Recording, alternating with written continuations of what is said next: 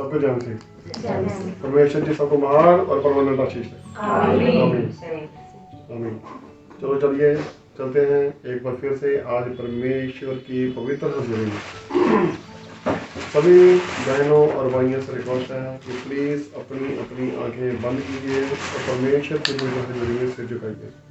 सभी बहनों से रिक्वेस्ट है कि सिर झुकाने के साथ साथ सिर कवर भी रखें। और सभी से रिक्वेस्ट है जिन्हें चश्मा लगा हुआ है कि प्लीज़ अपना चश्मा उतार कर बैठें, क्योंकि जब आंखें बंद हैं तो चश्मे की कोई जरूरत नहीं है। आज परमेश्वर जी हमें महान और परमानेंट आशीष देने वाले हैं। आमीन। Hallelujah hallelujah hallelujah. यहोवा पिताजी तुम्हारी तारीफ हो तारीफ हो तारीफ हो। प्रभु यीशु जी तुम्हारी तारीफ हो तारीफ हो तारीफ हो। पवित्र आत्मा जी तुम्हारी तारीफ हो तारीफ हो तारीफ हो। पिता पुत्र और पवित्र आत्मा जी तुम तीनों की तारीफ हो तारीफ हो तारीफ हो तारीफ हो तारीफ हो तारीफ हो तारीफ हो तारीफ हो तारीफ हो तारीफ हो तारीफ हो। हे पिता जमीन और आसमान के मालिक मेरे प्यारे पिता प्रभु यीशु नासरी, हम सब के प्यारे पिता प्रभु यीशु नासरी, उन सब के प्यारे पिता प्रभु यीशु नासरी जो इस समय तेरी पवित्र हजूरी में सिर झुकाकर बैठे हैं या बैठे हैं, जो तेरी पवित्र हजूरी में इस समय बने हुए हैं, चाहे वो बेड पे हैं, चाहे वो जमीन पे हैं, चाहे वो खड़े हैं, चाहे वो बैठे हैं, चाहे वो लेटे हैं, जो नहीं बैठ सकते जो लेटे हुए हैं, उन सबको मैं तुम्हारी पवित्र हजूरी में सौंप देता हूँ। खुदा बाप प्रभु यीशु मसीह आज के इस वचन से पहले मैं एक बार फिर से तुम्हारी पवित्र हजूरी में अपने वो सारे गलती गुनाह और अपराध कबूल करता हूँ जो मैंने बचपन से लेकर अब तक किया। इसके साथ साथ मैं मेरे सारी भाई बहनों को तुम्हारे पास लेकर आता हूँ उस क्रूस की ठंडी छाँव में जहाँ तूने हमारे लिए कुर्बानी दी। मैं आपसे दुआ करता हूँ कि जिस तरह तूने हमारे गुनाहों को बख्शा, एक बार फिर से मेरे सारे भाई बहनों के गुनाहों को भी तो बख्श मेरे बेटा, जो आज गुनाहों के कारण किसी न किसी गुनाह के कारण बीमार है, आज उनकी जिंदगी से ये बीमारी चली जाए। आज का जो वचन हो प्रभु यीशु मसीह, इस वचन से पहले हम सबके दिलों पर, दिमागों पर, हाथों पर, मुंह पर और आंखों पर पूरा अधिकार कर ले ताकि आज का जो हम मुझे वचन पढ़े तो ये तेरा वचन हमारे लिए स्वर्ग से उतरे प्रभु यीशु मसीह, उतरी हुई जीवन की रोटी बन जाए प्रभु यीशु मसीह, जो हमें तृप्त करे और आज का ये वचन सीधा हमारे अंदर उतर आए, हमारे दिलों पे छप जाए, हमारे दिमागों पे छप जाए, हमारे अंदर बस जाए प्रभु यीशु मसीह जी, और पूरी तरह से जड़ पकड़े और 30 गुना 60 गुना 100 गुना फल लेकर आए। कोई दुष्ट अंधकार की शक्ति, कोई दुख तकलीफ दर्द बीमारी परेशानी, कोई दुश्मन की योजना, कोई वैरी की चाह तेरे इस प्यार को, इस जीवन की रोटी को, इस उत्तम खुराक को और इस आशीष को और इस सामर्थ को हमारी जिंदगी से चला ना सके, बल्कि हमारी जिंदगी में इस तरह से फल लाए प्रभु जी कि आज इस प्रार्थना के बाद से तेरा हर बच्चा बच्ची जो तुझ पर विश्वास करे, जो इस प्रार्थना को सुने, बहते हुए जल का झरना बन जाए और उस झरने का जल जिस किसी पौधे पर, जिस किसी तेरे बेटे बेटी पर लग जाए प्रभु यीशु मसीह जी, जिसके अंदर तूने कभी भी बीज छिड़का हो प्रभु यीशु मसीह, जब उसे लग जाए तो उसके जिंदगी में करोड़ों गुना फल लेकर आए, वो एक बड़ा पेड़ बन जाए प्रभु यीशु मसीह, 12 महीने फलने वाला पेड़ बन जाए और उसकी दुआएं आपको स्वर्ग में कबूल हो और उसकी दुआएं सदा आशीष लेकर उतरे। खुदा बाप प्रभु जी अब तेरी सामर्थ हमारे ऊपर उतरे प्रभु यीशु मसीह जी, और आगे में भरपूरी से भर दे मेरे पिता। तो इस समय हमारे बीच में हाजिर है प्रभु यीशु मसीह जी, और तेरी सामर्थ हम पर बह रही है, तेरा आत्मा हम पर बह रहा है प्रभु यीशु मसीह। आज हमें पूरी तरह से धो के पाक साफ शुद्ध और पवित्र कर दे इस वचन के दौरान। खुदा बाप प्रभु यीशु मसीह अब तेरी सामर्थ हमारे ऊपर बनी रहे, तेरी कृपा के लिए जो तो हमारे बीच में उतरा है, तेरे महान अनुग्रह के लिए हम तेरा धन्यवाद करते हैं। सारी इज्जत, सारी महिमा और सारा जलाल तेरे जिंदा पाक पे नाम को देते हैं और पूरी बंदगी को अभी से तुम्हारे जलाली हाथों में सौंप देते हैं। एक बार फिर से तो हमारे बीच में दोपहर का सूर्य बन के चमक प्रभु यीशु मसीह, तेरा जलाल जब हम पर चमके तो हमारे फेस पर जो तेरा नूर है ये सदा के लिए ठहर जाए। प्यारे पिता प्रभु यीशु मसीह जी के जिंदा पाक पे नाम से मार सबको जय मसीह। परमेश्वर जी सबको महान और परमानेंट आशीष। आमीन आमीन आमीन। हम अक्सर बहुत बारी मैंने ये पूछा है, बहुत सारे भाई बहनों से हम पूछते हैं, ज़्यादातर जब हमें कोई भाई बहन मिलते हैं तो हम उनको ये बात जरूर बोलते हैं और बाइबल पढ़ते हैं। जो जन विश्वासी है और अगर वो नहीं पढ़ता है तो उसे पूछते हैं क्यों। बहुत सारे रीज़न होते हैं या एक्सक्यूज भी होते हैं या बहाने भी होते हैं या जेन्युइन रीज़न भी होते हैं। कुछ लोग किसी मजबूरी के कारण नहीं पढ़ पाते, कुछ लोग जानबूझकर नहीं पढ़ पाते, कुछ लोग थोड़ी सी लापरवाही कर जाते हैं। लेकिन वचन पढ़ना हमारी लाइफ में बहुत ज़रूरी है। अगर देखा जाए, अगर मैं जैसे मैं बोल रहा था कि मैंने बहुत सारे भाई बहनों से पूछा कि आप वचन पढ़ते हैं, मैं उनसे साथ में ये भी पूछता हूँ, अगर बोलते हैं हाँ तो पूछता हूँ क्यों पढ़ते हैं। तो हर एक का अलग अलग जवाब होता है कि हम वचन क्यों पढ़ते हैं। कोई बोलता है आशीष पाने के लिए, कोई बोलता है सदा के जीवन के लिए, कोई बोलता है उत्तम जीवन के लिए, कोई बोलता है वचन ही खुराक है, कोई बोलता है सामर्थ्य पाने के लिए, कोई बोलता है इसलिए कि परमेश्वर मुझसे गलबात करे, क्योंकि परमेश्वर वचन के द्वारा हमसे बात भी करता है। वचन क्लियरली बयान करता है कि आदि में परमेश्वर मूसा से बात किया करता था और इन अंतिम दिनों में परमेश्वर ने अपने पुत्र प्रभु यीशु मसीह के द्वारा हमसे बात की। तो ये वचन, ये जीसस जो हमसे बात करता है, जो हमें दिलेरी देता है, जो हमें हौसला देता है और हमारी हर प्रॉब्लम का आंसर इसमें है, जो हमें बताता है। बहुत सारे लोग जो हमें ये बोलते हैं कि ये हमें दिलेरी देता है, हौसला देता है, इसका मतलब ये है कि जब वो दुखी होते हैं, परेशान होते हैं, उनकी लाइफ पे बहुत सारी ट्रबल्स चल रही होती हैं, तब जब वचन पढ़ते हैं तो मैंने उनमें से 90% लोगों को नहीं 100% लोगों को ये कहते हुए सुना है कि ब्रदर जी कल मैं ना बहुत परेशान थी, ब्रदर जी कल ना मैं बहुत परेशान था, लेकिन जैसे ही मैंने वचन खोला मुझे फलां वचन मिला तो मैंने परमेश्वर का बहुत धन्यवाद किया और मेरी जिंदगी में आशीष आ गई। तो ये वचन हमें आशीष देता है। हम वचन क्यों पढ़ते हैं, क्यों जरूरी है हमारी लाइफ में वचन पढ़ना?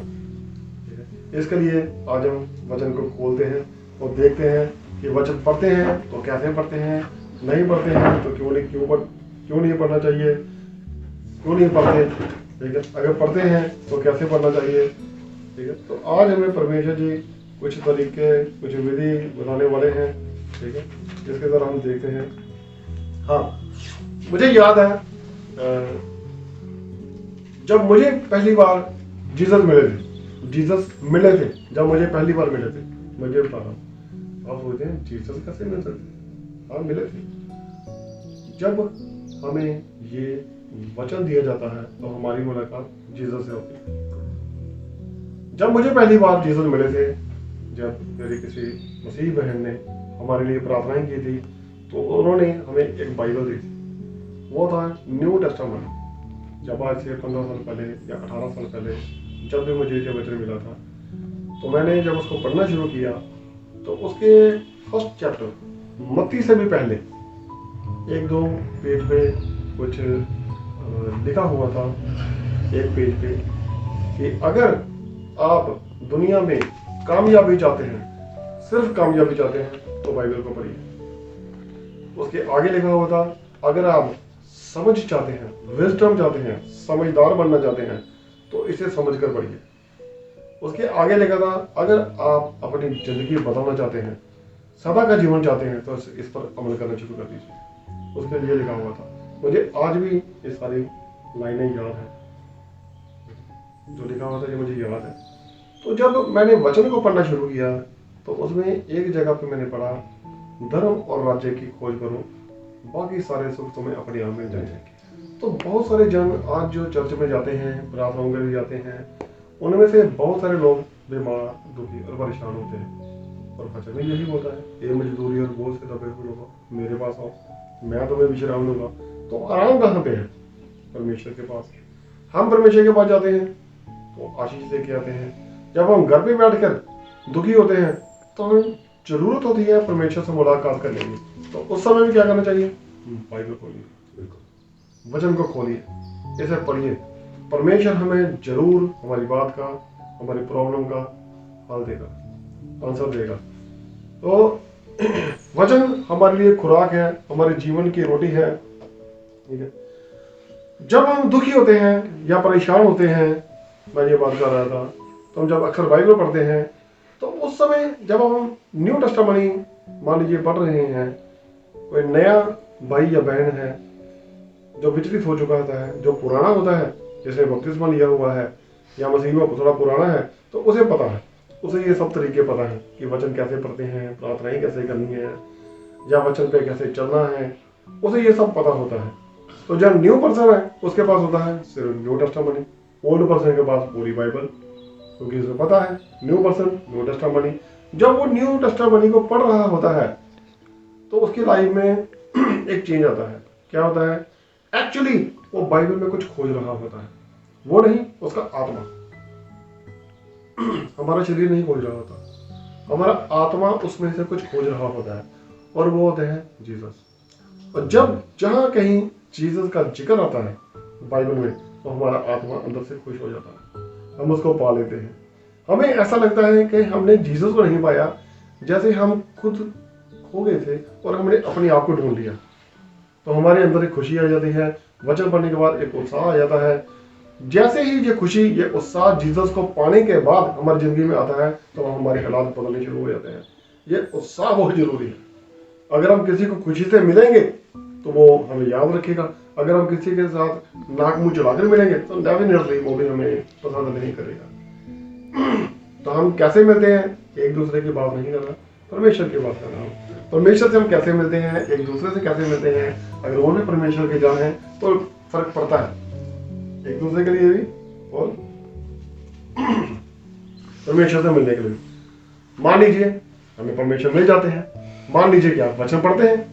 अगर हम दिल से पढ़ेंगे, कपड़े फाड़ कर नहीं, दिल फाड़ कर, अगर हम दिल फाड़ कर परमेश्वर का वचन पढ़ते हैं, परमेश्वर हमसे बात करते हैं और हमें बोलते हैं बेटा क्या चाहिए, तो हमें क्या मांगना चाहिए? हमें क्या मांगना चाहिए परमेश्वर से? मेरा घर बन जाए, मेरी कोठी बन जाए, अच्छी जॉब मिल जाए। वचन कहता है धर्म और राज्य की खोज करो, सारे सुख अपने आप मिल जाएंगे। तो इसका क्या मतलब है? जब मैं ये वचन देख रहा था, धर्म और राज्य की खोज करो, बाकी सभी सुख तुम्हें अपने आप मिल जाएंगे, तो मुझे क्या मांगना चाहिए? मीन्स धर्म और राज्य अकेला नहीं आएगा, साथ में सुख, शांति, तरक्की सब कुछ लेकर आएगा।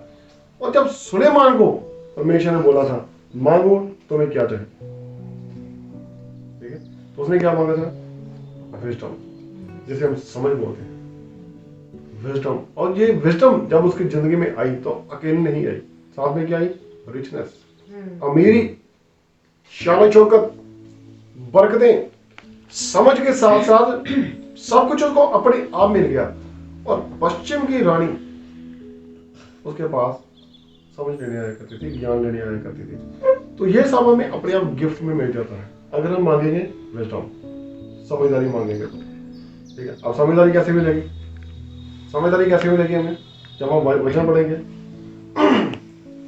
इस स्टेज में जब हम खड़े हैं आज की डेट में, मुझे पता है जब मैं बात करता हूँ उस वक्त की, जब मैं चर्च नहीं जाया करता था, मैं नॉन क्रिश्चियन था, तो उस वक्त अगर किसी कारण भूला भटका किसी चर्च में चला गया, सुबह शाम रात को कभी चला गया होगा, तो मैंने देखा कि बाइबल सिर्फ पास्टर जी के पास हुआ करती थी, बहुत सारे जन के पास बाइबल नहीं हुआ करती थी।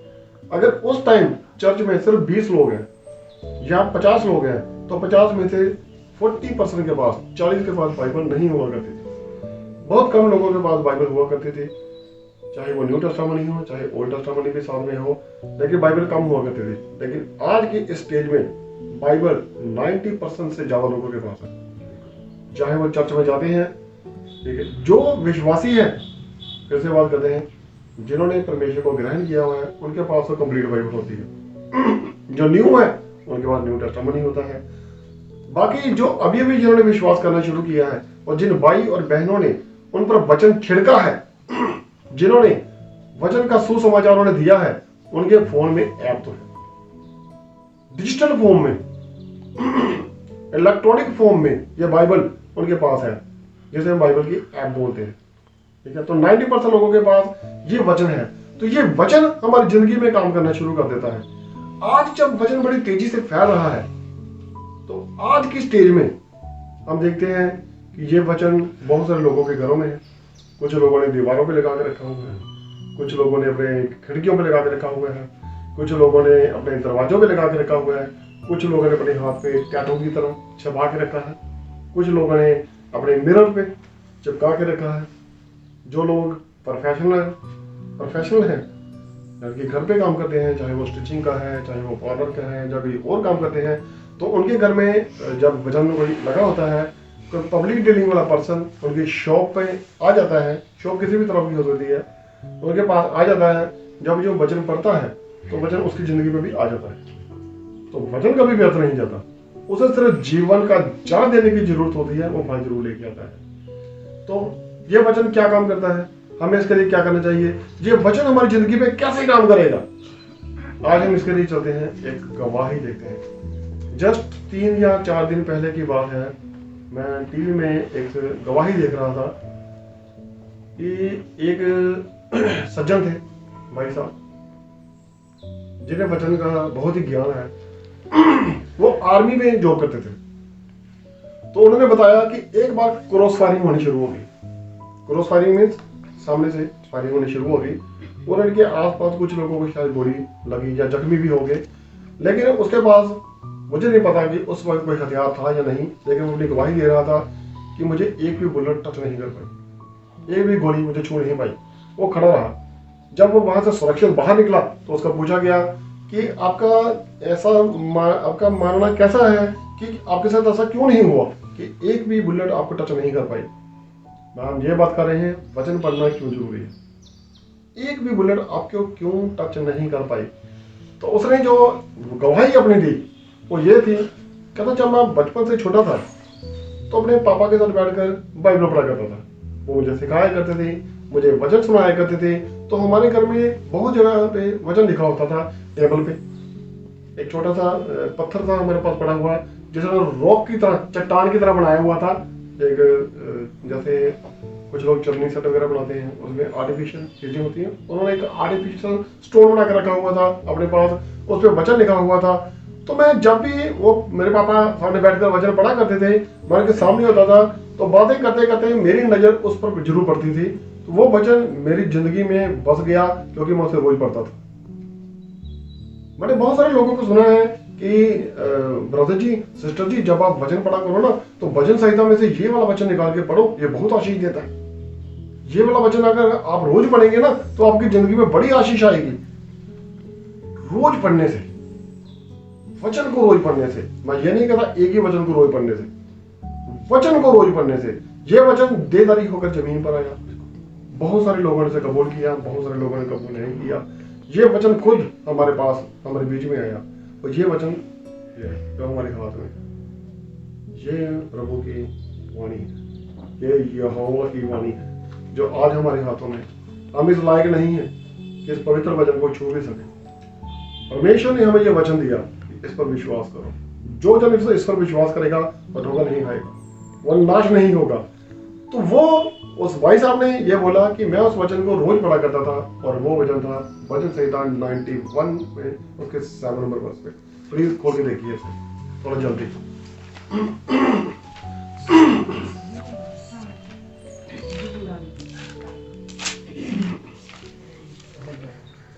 तेरे निकट 1000 और तेरे दाहिने ओर 10,000 गिरेंगे। उन्होंने ये बोला उस भाई साहब ने कि मैं जब ये वचन पढ़ा करता था तो वहां पे लिखा हुआ था तेरे निकट 1000 और तेरे दाहिने राइट साइड में 10,000 गिरेंगे, लेकिन कोई समस्या तेरे पास नहीं आएगी। परंतु वह तेरे पास ना आएंगे। परंतु वह तेरे पास ना आएंगे, वो समस्या तेरे पास नहीं आएगी। तो ये वचन उसकी जिंदगी में बस गया, ये वचन उसकी जिंदगी में काम कर गया। एक पर्सन जिसने कभी वचन, जिस बच्चे को कभी इस वचन का पता नहीं था, वो जो हर रोज इस वचन को पढ़ता था, ये वचन इस तरह से फल लेकर आया कि उसे एक भी बुलेट टच नहीं कर पाई। उसने क्लियर बोला, फ्रैंकली स्पीकिंग, मैं सीधा बताता हूं कि मैं हर रोज ये वचन पढ़ता था और ये वचन मेरी जिंदगी में बस चुका था और मैं जानता था कि मुझे कुछ नहीं होगा। कहता मैं आराम से खड़ा था और एक भी बुलेट मुझे टच नहीं कर पाई, इस वचन की वजह से। अगर हम इस वचन को पढ़ते हैं, वचन संहिता तो सारी गीतों से भरी पड़ी है। कुछ लोग बोलते हैं प्रार्थना नहीं करनी आती, इसे पढ़िए, बहुत सारे गीत हैं। एक एक गीत में से कहेगा आपको एक एक वर्ष भी मिलेगी और मेरे ख्याल से 6-7 घंटे के बराबर तो हो ही जाएगी। अगर ज्यादा पढ़ी है तो थोड़ा आधा भी कर सकते हैं, अगर और ज्यादा पढ़ी थोड़ा और ज्यादा कर सकते हैं, नहीं तो आप अपनी मर्जी से भी कर सकते हैं, जैसे मर्जी प्रार्थना कर सकते हैं। तो ये वचन हमारी जिंदगी में फल लेकर आया। लेकिन क्या ये सब ठीक है कि वो वचन लिखा रहे, सामने रहे, इधर उधर ऐसा करिए। व्यवस्था विवरण देखिए, उसमें देखते हैं व्यवस्था विवरण में उसके 11 नंबर अध्याय में 18 से लेकर 21 तक हम ये देखते हैं।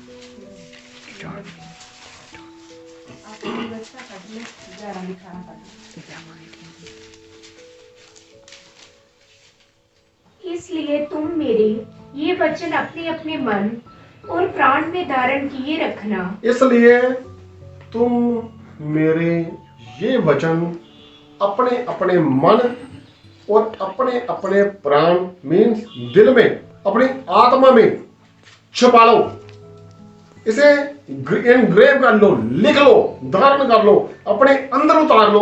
कौन से वचन? हाँ जी। और चिन्ह के रूप में अपने हाथों पर बांधना, और निशाने के तौर पर अपने हाथों पर इस वचन को बांध लो। कुछ लोगों ने टैटू बना के रखा है, कुछ लोग लिख लेते हैं, लेकिन मतलब ये नहीं कि तू टैटू बना लो या कुछ ऐसा कर लो।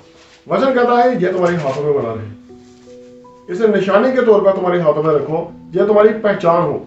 एक पास्टर की पहचान कैसे होती है? कि बाइबल उसके हाथ में होती है। जब तक उसके हाथ में बाइबल नहीं है तो कोई इसे बोल नहीं सकता कि ये पास्टर है, ठीक है। हाँ, उसे वचन का पूरा ज्ञान है, जब भी वो खड़ा होगा तो फिर पता चलेगा कि यार ये तो पास्टर थे, फिर बंदा बोलता है। अगर बाइबल हाथ में है तो बोलेंगे पास्टर है, थे और है में बहुत फर्क है। उसकी पहचान है। ये वचन तुम्हारे हाथों में बना रहे। हाँ जी। और वे तुम्हारी आंखों के मध्य में टीके का काम दे। आंखों के बीच में, सेंटर में, जैसे बिंदी लगाते हैं ना, एक टीका लगाते हैं, ये टीके का काम करे। अगर किसी बहन ने या किसी भाई ने अपनी आंखों के बीच लगे हुए टीके को देखना हो तो क्या वो देख सकता है या देख सकती है? हाँ, अगर कंसंट्रेट करे तो बिल्कुल सेंटर में कंसंट्रेट करेगा। ये वचन की तरह तेरे दिमाग में छप जाए, और जब तेरी तुझे जरूरत पड़े तो ये वचन तेरे माथे में टीके की तरह काम करे। जिस तरह टीका लगाने से पहचाना जाता है कि ये जल कैसा है, इसकी नेचर कैसी है, इसका विश्वास कैसा है, तो ये वचन तेरे माथे पे टीके की तरह काम करे। हाँ जी। और तुम घर में बैठे मार्ग पर चलते। देखो वचन कैसे, वचन का ध्यान कैसे रखना है?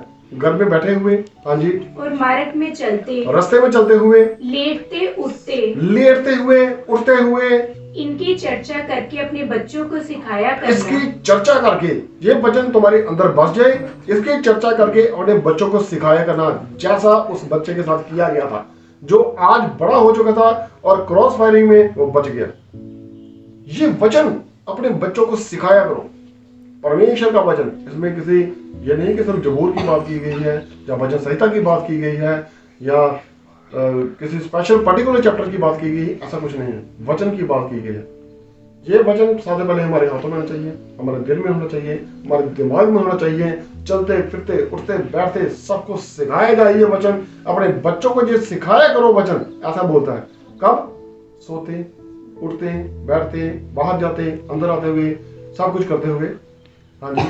और इन्हें अपने अपने घर के चौखट के बाजुओं। देखो, इसे दरवाजे की चौखट पे, चौखट की बाजू, बाजू कहते हैं चौखट, दरवाजा जिस पे दरवाजा टिका होता है। हाँ जी। और अपने फाटकों के ऊपर लिखना, अपने दरवाजों के ऊपर लिखना। हाँ जी। इसलिए कि जिस देश के विषय हाँ जी, यहोवा ने तेरे पूर्वजों से शपथ खाकर कहा था। रुकिए, इसको वचन को अपने घर की दीवारों पे, दरवाजों पे, चौखटों पे तू लिख ले। क्यों?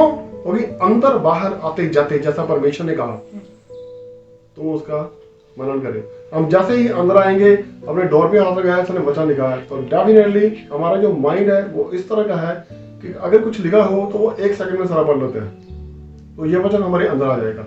हम जैसे ही दरवाजा खोला, सामने दीवार पे लिखा हुआ है, फिर इधर देखेंगे दीवार पे लिखा हुआ है, इधर देखेंगे दीवार पे लिखा हुआ है, लेटेंगे तो छत पे लिखा हुआ है, ठीक है। और ये सब 10-12 वचन जब हम पढ़ लेंगे, जब हम आंखें बंद करके प्रार्थना करने की कोशिश करेंगे, तो मेरे ख्याल से आपको कोई डेविल की प्रॉब्लम बहका नहीं पाएगी, क्योंकि अभी अभी ताजा ताजा वचन आपके माइंड में है। ये वचन अपने हाथों में छुपा लो, दिल पे छुपा लो, पूरी तरह अंदर बसा लो, टीके की तरह काम करे। दरवाजों में लिख लो। जो मैं ये नहीं कहता कि जिन्होंने नहीं लिखा वो गलती करते हैं, लेकिन ऐसा होना चाहिए। यह वचन बयान करता है। आज जब मैं बहुत सारी चर्चेस में जाता हूँ तो वहां वचन लिखा होता है दीवारों में। वो ठीक कर रहे हैं, जैसा वचन में लिखा वो वैसा ही कर रहे हैं। अगर हम ऐसा करेंगे, अपने बच्चों को जिस शिक्षा देंगे, तो क्या होगा? क्या होगा? उसकी एज बहुत लंबी होगी। हाँ जी।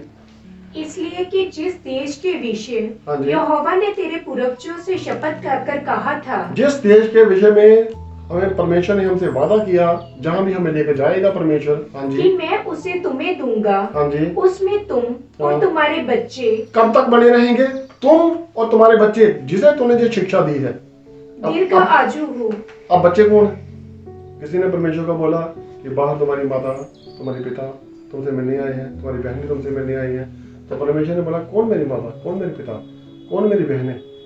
मेरे माता पिता, मेरे बच्चे, मेरी बहनें, ये सब हैं जो इस वचन को सुनते हैं। तो अगर एक पास्टर, प्रचारक, शिक्षक, परमेश्वर का जन, परमेश्वर का बच्चा ये शिक्षा दे रहा है, यहाँ ब्लड रिलेशन की बात नहीं हो रही, तो सब उसके बच्चे हैं। ठीक है, ये शिक्षा जब तू इन बच्चों को देगा तो ये बच्चे कब तक बने रहेंगे? हाँ जी, फिर से पढ़िए इसी वर्ष को।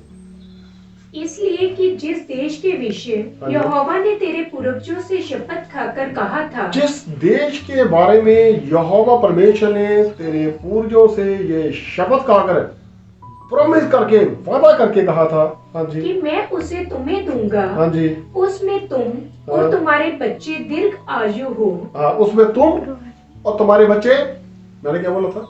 वचन मुझे क्या कर रहा था? लंबी उम्र होगी। लेकिन कितनी लंबी उम्र होगी? कितनी लंबी उम्र होगी? जब तक पृथ्वी के ऊपर का आकाश बना रहे, देखो, तब तक वे भी बने रहे। जब तक आसमान बना रहेगा धरती के ऊपर, वो भी बने रहेंगे। इतनी लंबी आयु सिर्फ वचन पढ़ने से और वचन हमारे अंदर बने रहने से, इससे बड़ी आशा नहीं हो सकती। तंदुरुस्ती भी हमारे अंदर बनी रहेगी। इसलिए ये वचन परमेश्वर कहता है, जरा फिर से पढ़िए 18 से, हमें पता चलेगा अच्छी तरह से। हाँ जी, इसलिए तुम मेरे हाँ। ये वचन अपने अपने मन अपने अपने मन और प्राण में धारण किए रखना। आत्मा में उतार लो, प्राण में, अपनी आत्मा में धारण कर लो।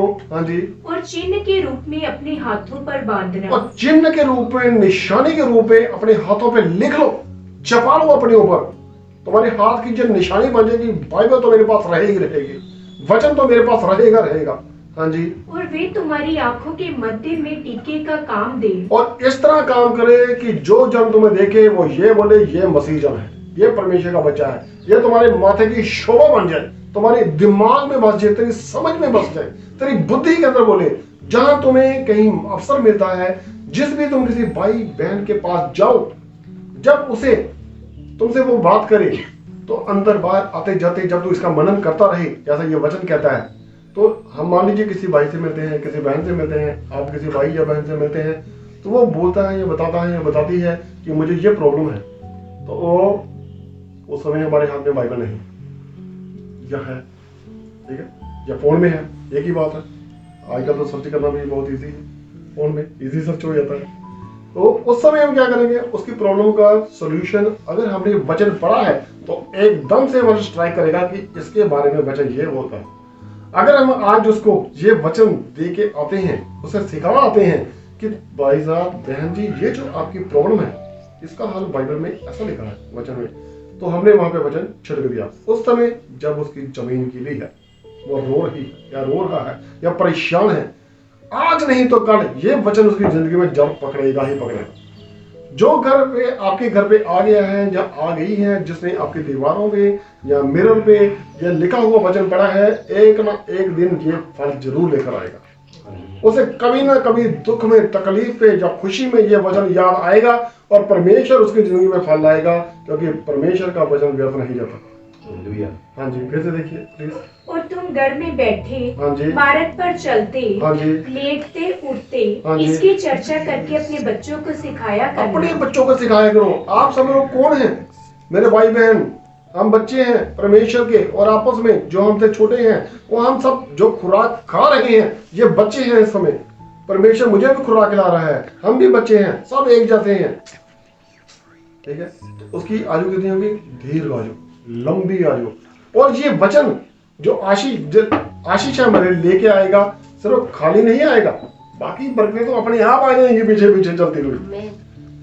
हाँ जी, और इन्हें अपने अपने घर के चौखट के बाजुओं घर की चौखट के बाजुओं में और अपने फाटकों के ऊपर लिखना। फाटकों के ऊपर लिखना, दीवारों के ऊपर लिखना, सोते बैठते उठते जागते मेन छत पे, दीवारों पे, हर तरफ तुम्हारे घर पे वचन हो। हाँ जी, दिल की दीवारों पे भी वचन हो, आत्मा पे वचन हो। हाँ जी, इसलिए कि जिस देश के विषय यहोवा ने तेरे पूर्वजों से शपथ खाकर कहा था, इसलिए कि जिस देश के विषय में यहोवा परमेश्वर ने तुम्हारे पूर्वजों से शपथ खाकर कहा कि मैं उसे तुम्हें दूंगा, हाँ जी, उसमें तुम और तुम्हारे बच्चे दीर्घ आयु हो। उसमें तुम और तुम्हारे बच्चे लंबी उम्र तक बने रहेंगे। कितनी लंबी? और जब तक पृथ्वी के ऊपर का आकाश बना रहे, जब तक पृथ्वी का ऊपर आसमान बना रहे। हाँ जी, तब तक वे भी बने रहे। तब तक वे भी बने रहे। इतनी बड़ी आशीष, वाह क्या बात है। तो अगर हम अपने नियरर एंड डियरर से, नजदीकियों से, दूर के रिश्तेदारों से, भाई बहनों, यार दोस्त, बंधुओं से प्रेम करते हैं तो उन्हें एक बार वचन जरूर दीजिए। हो सके तो प्रार्थना पत्र दीजिए, हो सके तो उनके साथ वचन शेयर कीजिए। अगर आपके पास न्यू टेस्टामेंट है तो उसे एक बार जरूर दीजिए और ये बात बोलिए कि जब भी आपको वक्त मिले, परेशान हो या समस्याओं से घिरे हो, तो मेरी एक पर्सनली रिक्वेस्ट है, इसे जरूर पढ़ना। 100% गारंटी आपको देते हैं, आपकी समस्या का हल इसमें मिल जाएगा अगर आप दिल से ढूंढेंगे, दिल फाड़ कर, कपड़े नहीं। अगर आप दिल से ढूंढेंगे तो आपको मिल जाएगा। तो वचन क्या बोलता है? बिना ज्ञान के मेरी पर जलाश हो रही है। तो हमने परमेश्वर से क्या मांगना है? विजडम, जिसकी हम बात कर रहे हैं, समझ। हम स्कूल में पढ़ते हैं, ठीक है, हमें बहुत कुछ सिखाया जाता है, ये नॉलेज है, ये विजडम नहीं है। स्कूलों में पढ़े हुए बहुत सारे चोर बन जाते हैं, बहुत सारे गलत काम कर देते हैं, ठीक है। एक ही स्कूल में पढ़े होते हैं, एक ही क्लास में पढ़े होते हैं, दोनों ने इकट्ठी ग्रेजुएशन की होती है, मास्टर डिग्री ली होती है, या किसी भी लेवल तक इकट्ठे पढ़े होते हैं, लेकिन दोनों में जमीन आसमान का फर्क होता है। इसका मतलब ये है कि स्कूल में या कॉलेज में विजडम नहीं मिलती, नॉलेज मिलती है। ये व्यर्थ नहीं है, ये उत्तम है। अगर हमें नॉलेज है तो हमें विजडम पाने में ज्यादा देर नहीं लगेगी। विजडम सिर्फ परमेश्वर से मिलती है। अगर कोई जन जो बहुत पढ़ा लिखा है, बहुत ही एजुकेटेड है, बहुत ही उसे बोलते हैं इंटेलिजेंट है, नॉलेज वाला है, चाहे उसने ऑस्कर अवार्ड क्यों ना लिया हो, बड़े से बड़ा अवार्ड क्यों ना लिया हो, तो समझदार तब तक नहीं बन सकता जब तक उसे परमेश्वर की ओर से समझ ना मिले। वो भी गलती कर जाता है। तो विजडम सिर्फ और सिर्फ परमेश्वर से मिलेगी। तो विजडम पाने के लिए हमें क्या करना पड़ेगा? हमें आना पड़ेगा परमेश्वर के पास, ठीक है। परमेश्वर ने हमें कैसा सिखाया अभी अभी, ठीक है। हाँ, मैं बात कर रहा था कि स्कूल में विजडम नहीं मिलती, बहुत सारे जन गुनाह कर जाते हैं। फिर भी जैसे कुछ पढ़े लिखे लोग होते हैं, मैंने खुद अपनी आंखों से देखा है, कोई डॉक्टर, वकील, इंजीनियर, एक डॉक्टर के साथ को मैंने देखा, वो सिगरेट पी रहा था, सिगरेट स्मोकिंग और ड्रिंकिंग कर रहा था। डॉक्टर साहब, आप लोग तो सिखाते हैं कि सिगरेट पीना अच्छी बात नहीं है, तो ड्रिंक करना भी अच्छी बात नहीं है, आप तो ये ऐसा क्यों करते हैं?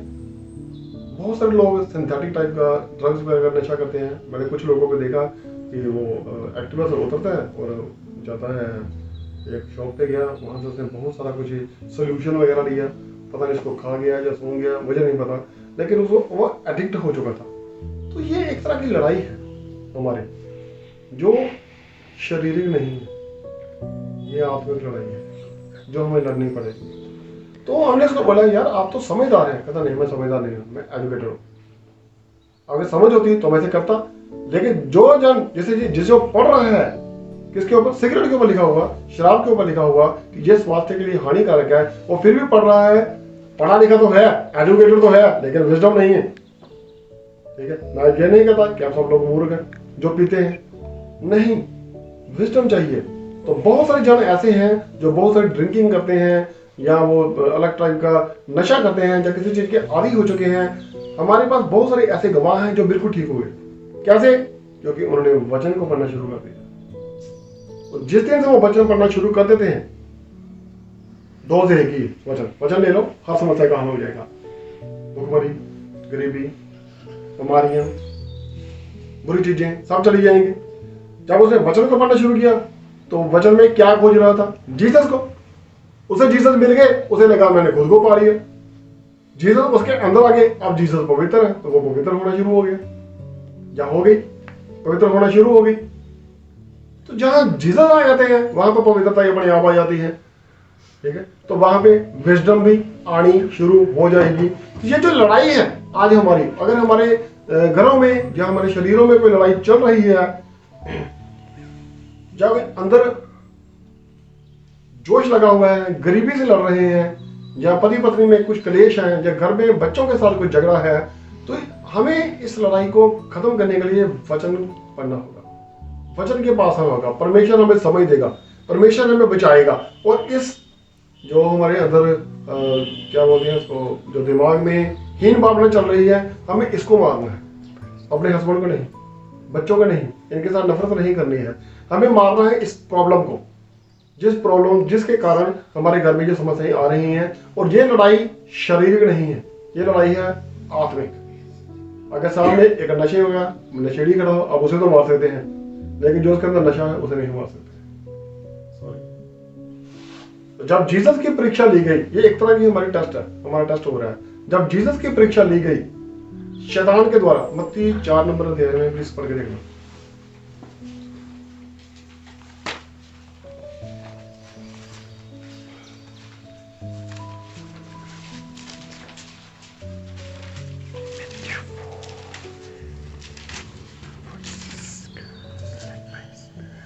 हाँ जी, 1 से 10।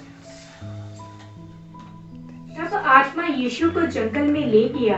जब जीसस परमेश्वर के बच्चा, जब इन्होंने बपतिस्मा लिया, जब इन्होंने परमेश्वर की सराह को पूरा किया, तो आत्मा इन्हें जंगल में ले गया। हाँ जी, ताकि इब्लीस से उसकी परीक्षा हो। ताकि इब्लिस से उसकी परीक्षा हो। हाँ जी, वह 40 दिन और 40 रात निराहार रहा। देखो जीसस ने भी फास्ट रखे हैं, ठीक है, तो हमें क्या प्रॉब्लम है? हम बोलते हैं 2 बजे तक रख ले, ठीक, 2 बजे तक ठीक है, चाय पानी पी लेते हैं साथ में। उन्होंने 40 दिन कुछ नहीं खाया। तो पाजी बहुत फर्क है, और जीसस है, हम तो मामूली हैं। जीसस सब कुछ कर सकता है, हमें तो 4 बजे भी मुश्किल होता है, 2 बजे चक्कर आने शुरू हो जाते हैं, 12 बजे ही शुरू हो जाते हैं, केवल रात को घबराहट होनी शुरू हो जाती है, सुबह 5 तक में। हाँ जी, तब तक उसे भूख लगी। जब जीसस को भूख लगी, हाँ जी, अब जब शैतान का जीसस से सामना हुआ परीक्षा के लिए, तो उसने फिजिकल अटैक नहीं किया जीसस। शैतान कभी फिजिकल अटैक नहीं करता, उसने फिजिकल अटैक जीसस पे नहीं किया, बल्कि ब्रेन गेम खेली उसने। किस तरह? हाँ जी, तब परखने वाले ने पास आकर उससे कहा, बिल्कुल पास आकर उससे कहा, हाँ जी, यदि तू परमेश्वर का पुत्र है। क्यों वो समय उसके पास आया? क्योंकि उस समय जीसस का ध्यान भटका हुआ था भूख की तरफ। तो शैतान इस मौके का फायदा उठाता है। जब पतरस पानी पर चल रहा था, उसका ध्यान थोड़ा सा हटका तो वो डूबने लग गया। जीसस को थोड़ी सी भूख लगी, वो बीच में आ गया। 40 दिन तक जीसस कुछ नहीं आया, वो परे था। और पहले दिन भी आके बोल सकता था, अरे खाली 2 दिन हो गए, 1 दिन हो गया, 3 दिन हो गए। हाँ, उसे पता था आज जीसस को भूख लगी है, आज इन्होंने वो टारगेट अचीव कर लिया है जो ये करना चाहते थे। उस समय आके उसने ब्रेन गेम खेली। हाँ जी, तो कह दे कि ये पत्थर रोटियां बन जाए। तो उसने जीसस को आकर परखना शुरू किया। 3 बार जीसस को उसने परखा, और तीनों बार जब उसने जीसस को बोला, तो उसने ये सब बातें अपने पास नहीं बोली, उसने वचन से बोली। यीशु ने उत्तर दिया, हाँ जी, लिखा है, हाँ, मनुष्य केवल रोटी ही से नहीं, हाँ, परंतु हर एक वचन से जो परमेश्वर के मुख से निकलता है जीवित रहेगा। सिर्फ रोटी से नहीं, परमेश्वर के मुंह से निकले हर एक वचन से जीवित रहेगा, जो सारा इसमें रिकॉर्ड है, लिखा हुआ सारा इसमें। मैं आपको बहुत सारी जानने से दिखा सकता हूँ जिन्होंने 40 13 के फास्ट नहीं रखे, 40 से भी बहुत ज्यादा रखे हैं, और कई बार रखे हैं, आज भी वो उनकी सेहत बहुत अच्छी है, और मेरे ख्याल से मुझसे 3 गुना ज्यादा होंगे। अगर हम 3 भाई बहन इकट्ठे हो जाते हैं तो वो 1 बनता है, तो 2.5 लगा लीजिए, 3 नहीं, 3 थोड़ा ज्यादा हो जाए, डबल कर लीजिए। हाँ? 1 नहीं, मैं बोलता ये है कि वो सोफे में पूरा नहीं आता। हाँ जी, तब इब्लीस उसे पवित्र नगर में ले गया, उसे पवित्र नगर पे ले गया। हाँ और जी, मंदिर के एक घूरे पर खड़ा किया, हाँ जी, और उससे कहा, यदि तू परमेश्वर का पुत्र है, हाँ, तो अपने आप को नीचे गिरा दे। दूसरा अटैक, ठीक है, जीसस पे भी अटैक कर रहा है, दूसरा अटैक, और जीसस फिर उस पे अटैक कर रहे हैं वचन में से। फिजिकल नहीं, ना वो फिजिकल है, ना जीसस फिजिकल है। तो ये जो हमारी विचारधाराओं की लड़ाई हमारे अंदर चल रही है, हम जो फंसे पड़े हैं, जो हमारे अंदर प्रॉब्लम चिंताएं चल रही हैं, इसकी लड़ाई फिजिकल नहीं है, हमें इसको मारना होगा। मुझे याद है कि एक बार जब दाऊद की लड़ाई हुई थी तो उसने अमालेकियों को छोड़ दिया था, जो कि मूर्ति पूजा वगैरह बहुत कुछ किया करते थे, उन्होंने उसको छोड़ दिया। वो कहते हैं उसने उनमें से बहुत को मार दिया, लेकिन कुछ लोगों को छोड़ दिया, उनका सोना चांदी अपने पास रख लिया, तो उनके लोगों को मार दिया, लेकिन कुछ जनों को वहां पे छोड़ दिया। उन्होंने बोला कि अमालेकियों को छोड़ दो, लेकिन बाद में इन्हीं अमालेकियों ने उस पर फिर से अटैक किया।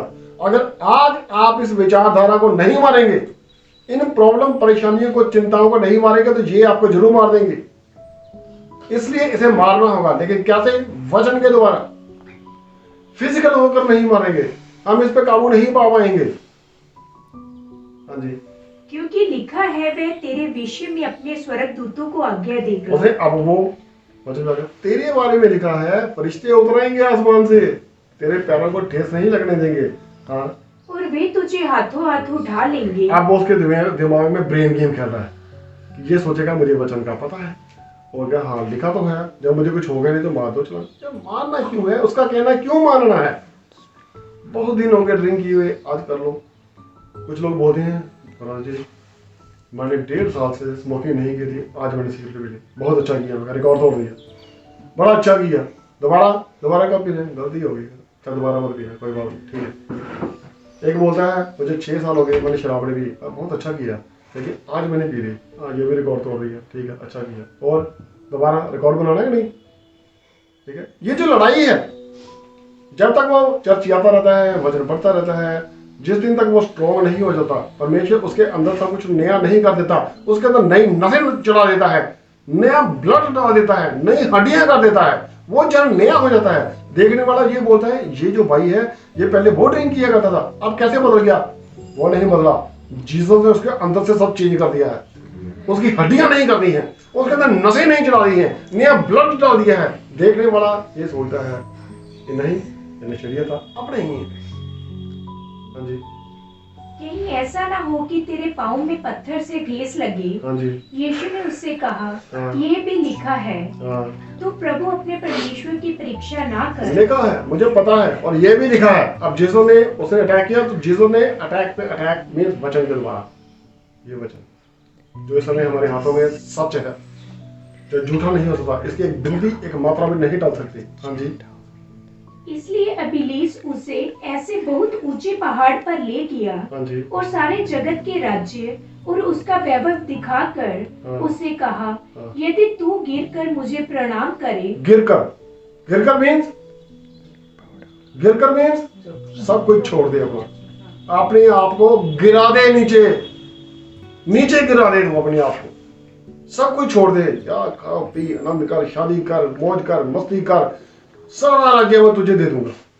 गिर गया, एक्चुअली वो जीसस को गिराने की कोशिश कर रहा था, क्योंकि खुद गिरा हुआ है, इस हद तक वो गिर गया कि जीसस को वहां पे गिराना चाहता। हाँ जी, तो मैं ये सब कुछ तुझे दे दूंगा। हाँ जी। तभी यीशु ने उससे कहा, देखिए पहली बार उसने बोला क्या दे? रोटी को पत्थर को रोटी के में बन जाए, तो जीसस ने बड़े प्यार से जवाब दिया।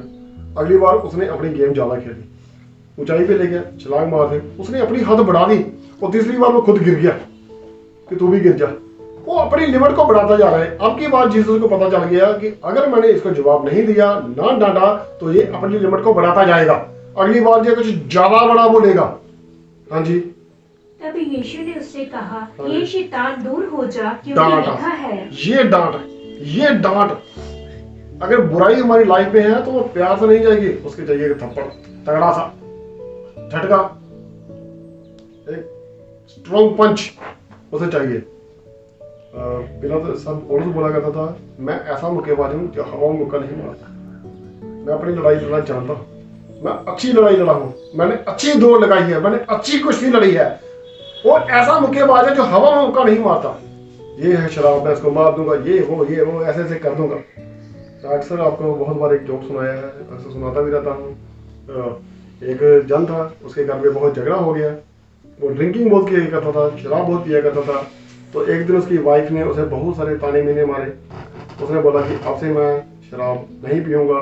उसे गुस्सा आ गया, उसने बोला जितनी अंदर पानी की जितनी शराब की बोतलें पड़ी हैं सब बाहर लेके आओ।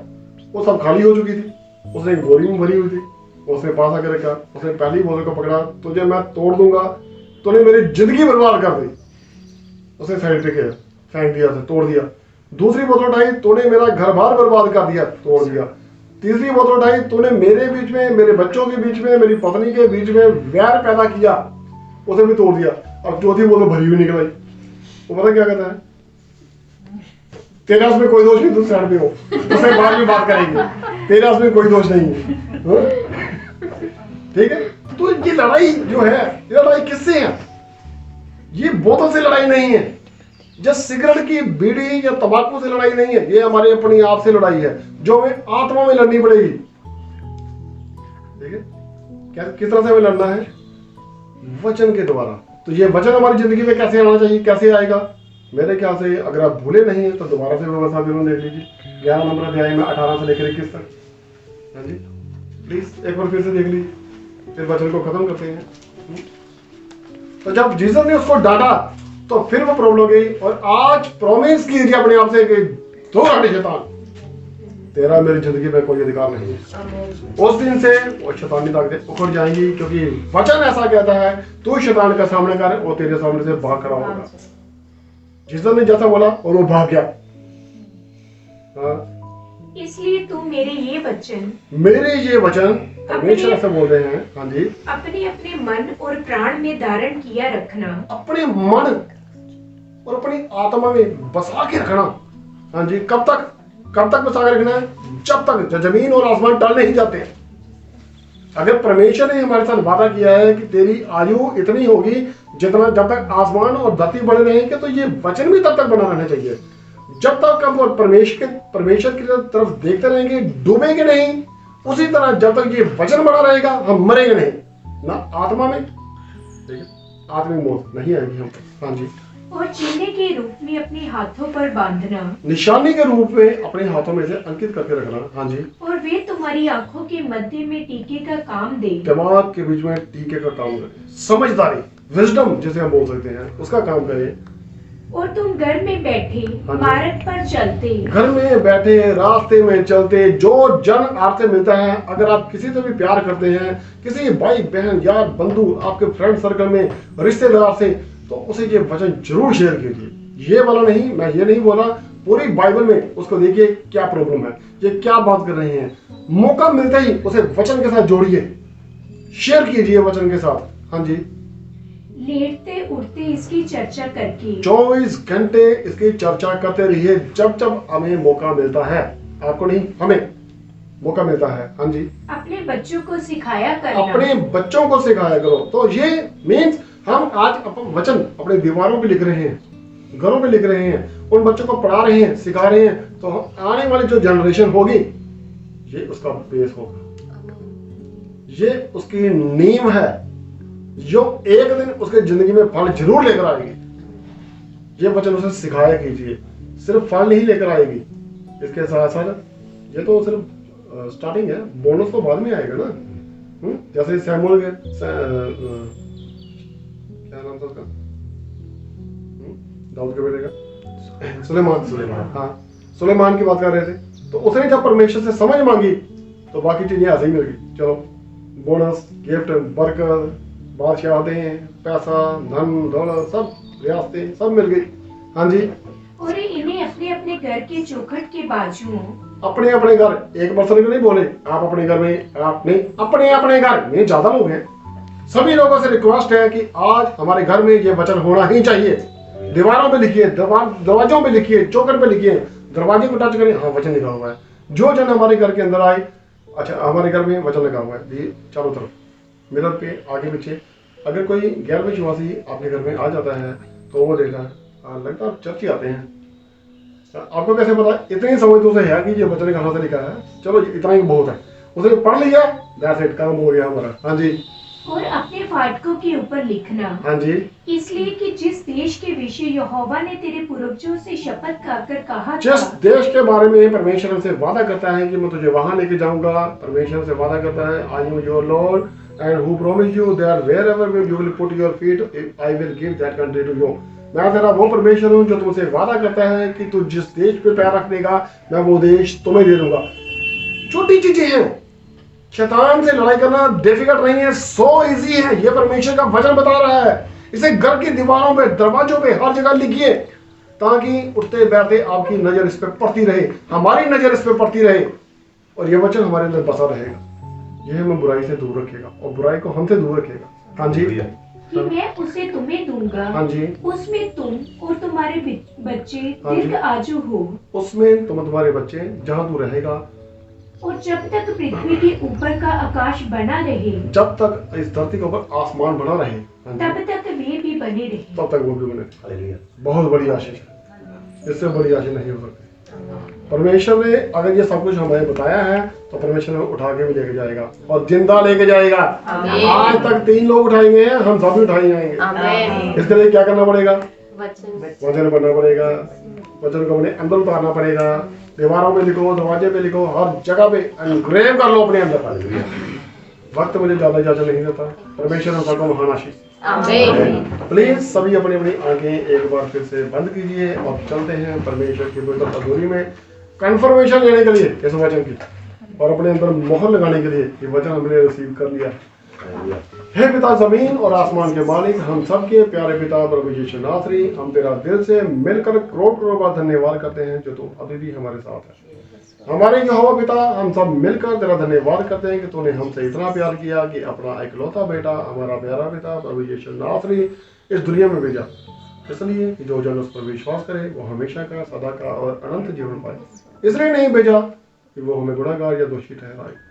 तेरा वचन कहता है तू देदारी हुआ तो हमारे बीच में उतरा और जितना तुझे कबूल किया तूने से पिता के संतान होने का अधिकार दिया।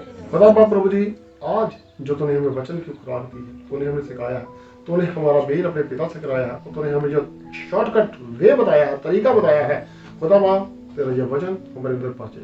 प्यारे पिता, तू हमारे लिए दुनिया में इसलिए आया कि तू हमें उन दुखों, तकलीफों, बीमारियों, परेशानी से निजात दे सके। तू हमारे लिए पकड़ा गया, मारा गया, काढ़ा गया। तूने अपनी खुराक, जीवन की रोटी हमें दी मेरे पिता। तूने हमें आशीष दी।